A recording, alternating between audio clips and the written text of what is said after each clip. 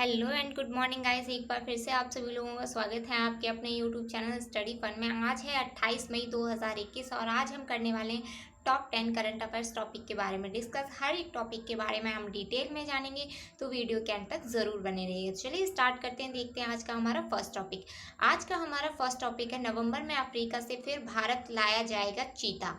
यानी कि जो नवंबर है 2021 नवंबर में अफ्रीका से है वो भारत एक चीता है वो लाया जाएगा। ये चीता कौन सा है? ये चीता है वो चित्तेदार चीता है। अब ये अफ्रीका से भारत क्यों लाया जाएगा? तो इस चीते की जो प्रजाति है वो 1952 में भारत में विलुप्त घोषित कर दी गई है। मतलब जो ये चीता है वो भारत में नहीं पाया जाता, इसकी प्रजाति 1952 में है वो विलुप्त हो चुकी है। तो इसलिए अब ये अफ्रीका से है वो भारत लाया जाएगा। तो ये भारत लाया जाएगा, पर रखेंगे कहाँ से? मतलब कहाँ पर, कौन सी जगह लाया जाएगा? तो ये भारत में मध्य प्रदेश में जो कुन्नू नेशनल पार्क है इसमें इसे रखा जाएगा। अब इसे कुन्नू नेशनल पार्क में ही क्यों रखा जाएगा? तो इसे इस कुन्नू नेशनल पार्क में इसलिए रखा जाएगा क्योंकि इसका जो वातावरण है वो इसको चीते के रहने के लिए बहुत ही अनुकूल है। तो इसलिए इसको जो कुन्नू नेशनल पार्क में रखा गया। अगर कुन्नू नेशनल पार्क की बात करें तो ये मध्य प्रदेश में स्थित है और इसकी जो क्षेत्र है वो 775 वर्ग किलोमीटर में फैला हुआ है। तो अब है वो चीता है, ये 1952 में समाप्त हो चुका था, विलुप्त हो चुका था और ये है भारत दोबारा से लाया जाएगा। इस चीते को है वो आखिरी, जो भारत का आखिरी चीता था वो सन 1947 में है वो मर गया था और उसके बाद ही 1952 में से विलुप्त घोषित कर दिया था। पर ये अब दोबारा से अफ्रीका से भारत आ जाएगा। तो चलिए देखते हैं नेक्स्ट टॉपिक। नेक्स्ट है हमारा, पृथ्वी प्रणाली वेधशाला विकसित करने के लिए नासा ने इसरो के साथ साझेदारी की है। यानी कि जो पृथ्वी प्रणाली वेधशाला है उसको विकसित करने के लिए, उसे बनाने के लिए नासा ने इसरो के साथ है वो साझेदारी कर ली है। अब नासा और इसरो कौन है? नासा है वो अमेरिका की अंतरिक्ष एजेंसी है और वो इसरो है वो भारत की अंतरिक्ष एजेंसी है। तो इन दोनों ने अभी पृथ्वी प्रणाली वेधशाला बनाने के लिए आपस में साझेदारी कर ली है। तो एरोसोल बादल, अब पृथ्वी प्रणाली क्या है? तो एरोसोल बादल मौसम जल आपूर्ति और पृथ्वी की सतह की पारिस्थितिक तंत्र जैसे पृथ्वी की जो निदृष्टि वेधशालाओं का अध्ययन करने के लिए इसे है वो डिजाइन किया गया है। मतलब पृथ्वी के बारे में जानने के लिए इसे है बनाया जाएगा और ये मशीनों का एक समूह होगा। मशीनों का समूह होगा, इसमें पृथ्वी के आधार से लेकर वायुमंडल का है वो 3D मॉडल है वो बनाया जाएगा, ताकि पृथ्वी और वहाँ के वायुमंडल के बारे में है अच्छी से जानकारी है वो साइंटिस्टों को मिल सके, उसके बारे में हम ज़्यादा से ज़्यादा है वो जान सकें। अब ये नासा बनाएगा। तो नासा की बात करते हैं। नासा है वो, इसके प्रशासक हैं वो विल नेल्सन है। वहीं इसका जो मुख्यालय है वो वाशिंगटन DC में। नासा की जो स्थापना है वो 1 अक्टूबर 1958 को की गई थी। तो चलिए देखते हैं नेक्स्ट टॉपिक। नेक्स्ट है हमारा, एशिया मुक्केबाजी चैंपियनशिप में 2021 में शिव थापा ने लगातार 5वां पदक जीता है। मतलब जो एशिया मुक्केबाजी चैंपियनशिप 2021 है उसमें जो शिव थापा है उन्होंने लगातार 5वां पदक है वो जीत लिया है। मुक्केबाज शिव थापा ने क्वार्टर फाइनल में कुवैत के जो नादेर ओधा को है, मतलब कुवैत के जो खिलाड़ी थे नादेर ओधा है, उनको हराकर सेमीफाइनल में जो अपनी जगह है वो बनाई है। तो अगर बात करें, इन्होंने अभी ये 5वां पदक जीता है। तो 4 पहले कौन कौन कब जीते हैं? तो थापा ने 2013 में एशिया चैंपियनशिप में स्वर्ण पदक, 2015 और 19 में कांस्य पदक और 2017 में है वो रजत पदक जीता है। तो और 2021 है उसमें जीता है। तो अब ये कौन कौन से हैं आप याद रखिए, 2013, 15, 19, 17 और 2021। तो अब एशिया मुक्केबाजी चैंपियनशिप में इन्होंने अपना 5वां पदक जीत लिया है। तो चलिए देखते हैं नेक्स्ट टॉपिक। नेक्स्ट है हमारा, हाल ही में कर्नल पंजाब सिंह का निधन हो गया है। मतलब जो कर्नल पंजाब सिंह थे उनका हाल ही में है वो निधन हो गया है। तो ये कर्नल पंजाब सिंह थे कौन? पहली बात तो 1971 के बांग्लादेश मुक्ति युद्ध के दौरान पुंछ की जो लड़ाई की कमांड है वो कर्नल पंजाब सिंह ने ही संभाली थी। मतलब जो 1971 में लड़ाई हुई थी बांग्लादेश को मुक्त कराने के लिए, तो उस जो बटालियन थी जो उनसे युद्ध किया था, तो उसकी जो कमांड है वो कर्नल पंजाब सिंह ने ही संभाली थी और अब इनका है वो निधन हो गया है। अगर कर्नल पंजाब सिंह की बात करें तो इनका जन्म है वो 15 फरवरी 1942 को हुआ था और कर्नल को जो 6ठी बटालियन सिख रेजिमेंट में 16 दिसंबर 1969 को शामिल किया गया था। 12 अक्टूबर 1986 से 29 जुलाई 1990 तक है इन्होंने बटालियन की कमांड है वो संभाली थी, और अब इनका जो हाल ही में निधन हो गया है।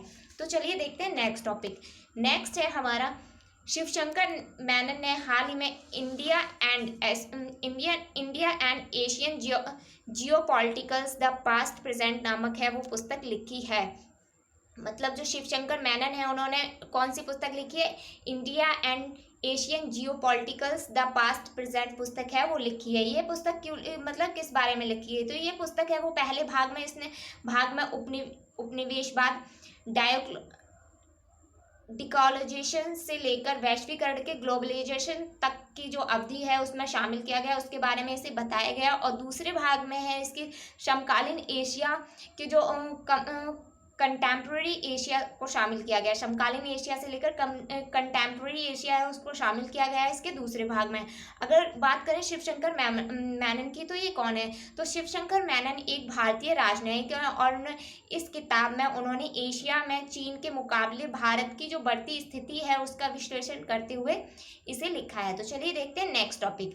नेक्स्ट है हमारा संजय दत्त को हाल ही में यूएई की तरफ से गोल्डन वीज़ा दिया जा चुका है। मतलब जो संजय दत्त है उन्होंने हाल ही में यूएई की तरफ से उन्हें एक गोल्डन वीज़ा है वो प्राप्त हुआ है। तो ये वीज़ा है ये कैसे मिला है? तो ये visa long term residence event है जो मई 2019 में प्रधानमंत्री और दुबई के जो शासक हैं उसके अप्रूवल के बाद है इसे दिया गया। और इस वीज़ा की जो अवधि है वो 10 वर्ष की होती है। मतलब जो इस वीज़ा को पाता है वो 10 साल के लिए यूएई में जाकर रह सकता है। और अब ये संजय दत्त को मिला है। तो संजय दत्त है वो बॉलीवुड के एक अभिनेता हैं। अब वो 10 साल के लिए उन्हें परमिशन मिल गई है कि वो यूएई में जाकर शिफ्ट हो सकते हैं, मतलब वहाँ पर रह सकते हैं। तो चलिए देखते हैं नेक्स्ट टॉपिक। नेक्स्ट है हमारा हाल ही में माली देश की कमान कर्नल असीमी गोइता ने संभाली है। मतलब जो माली देश है उसकी कमान है वो कर्नल असीमी गोइता है उन्होंने संभाली है। कर्नल असीमी गोइता है कौन? कर्नल असीमी गोइता है वो माली देश के हैं वो राष्ट्रपति हैं, और अभी इनकी कमान है माली देश की कमान है वो इन्होंने संभाली है। अब ये कमान क्यों संभाली है? तो माली की जो राष्ट्रपति नदाफ वाह नदाब, यहाँ पे वाह नदाब होगा, ये गलत है, यहाँ पे वाह नदाब है। और प्रधानमंत्री जो मोख्तर ओवाने हैं उनको गिरफ्तार कर लिया गया है। उनको गिरफ्तारी के बाद है इन्होंने ये जो कमान संभाली है। तो अब इन्हें गिरफ्तार क्यों गया है? तो दोनों ने अगस्त में एक सैन्य तख्तापलट के बाद है वो सरकार बनाई थी। अब उन्होंने को इस पद से हटा दिया गया और उसके बाद इनकी गिरफ्तारी हो गई। तो अब इसकी जो माली देश की कमान है वो कर्नल असीमी गोइता ने संभाल ली है। माली देश की बात करें इसकी जो राजधानी है वो बमाको है। तो चलिए देखते हैं नेक्स्ट टॉपिक। नेक्स्ट है doctor Nagesh Reddy Rudolph B Schindler पुरस्कार जीतने वाले पहले भारतीय बने हैं। मतलब जो डॉक्टर नागेश रेड्डी है इन्हें हाल ही में रुडोल्फ बी शिडलर पुरस्कार है वो मिला है, और ये जीतने वाले पहले भारतीय हैं यह पुरस्कार जीतने वाले पहले भारतीय हैं जिन्हें ये पुरस्कार दिया गया है। वो कौन है? डॉक्टर नागेश रेड्डी। ये पुरस्कार क्यों दिया जाता है? ये भारत के एडोस्कोपी को बढ़ावा देने के लिए ये पुरस्कार है वो दिया जाता है। तो चलिए देखते हैं नेक्स्ट टॉपिक। नेक्स्ट है हमारा हाल ही में सुमित नागल ने फ्रेंच ओपन क्वालिफायर में पहला मैच है वो जीत लिया है। मतलब जो सुमित नागल है उन्होंने फ्रेंच ओपन क्वालिफायर है उसका जो पहला मैच था वो जीत लिया है। सुमित नागल की बात करें तो सुमित नागल एक भारतीय है और इन्होंने अभी फ्रेंच ओपन क्वालिफायर का है वो पहला मैच जीत लिया है। वह शुरुआती मैच में इटली के 191 रैंक के जो रॉबिटो मैरकोना थे उनके खिलाफ है इन्होंने मैच खेला था, और ये है इन्होंने अपनी जो शानदार जीत है वो पा ली है। मतलब इन्होंने उनको हराकर है वो अपना मैच ये जीता है।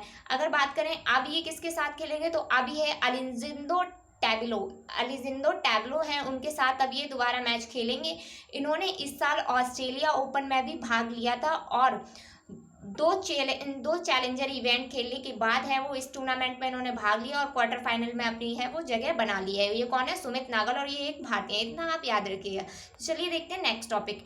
नेक्स्ट है हमारा आईआईटी रोपड़ ने हाल ही में फेक बस्टर विकसित किया है। फेक बस्टर है ये विकसित किया है किसने किया? आईआईटी रोपड़ ने। फेक बस्टर ये क्या है? यह आईआईटी रोपड़ फेक बस्टर की बात करें तो यह जो वर्चुअल वीडियो कॉन्फ्रेंसिंग में भाग लेने वाले धोखेबाजों को पहचान करने के लिए है वो ये बनाया गया है। ये एक ऐप है इससे सोशल मीडिया पर भी किसी को भी बदनाम करने या मजाक बनाने के लिए या फिर हेर फेरी जो करते हैं चेहरों को एक दूसरे पे एडिट करने के लिए, तो इसका ये पता लगाएगा ये fake buster app.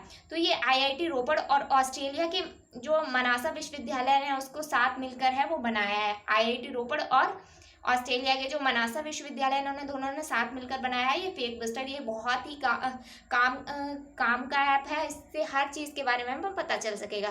Thanks for watching. अगर वीडियो अच्छी लगी हो तो वीडियो को लाइक कीजिए, हमारे चैनल को सब्सक्राइब कीजिए, शेयर करना ना भूलिए। डेली सुबह यहाँ करंट अफेयर की वीडियो आपको मिल जाती है। अगर आपको हिस्ट्री पॉलिटिकल से रिलेटेड कोई भी टॉपिक की वीडियो चाहिए तो आप नीचे कमेंट बॉक्स में कमेंट करके बता सकते हैं। Thanks for watching. Have a nice day.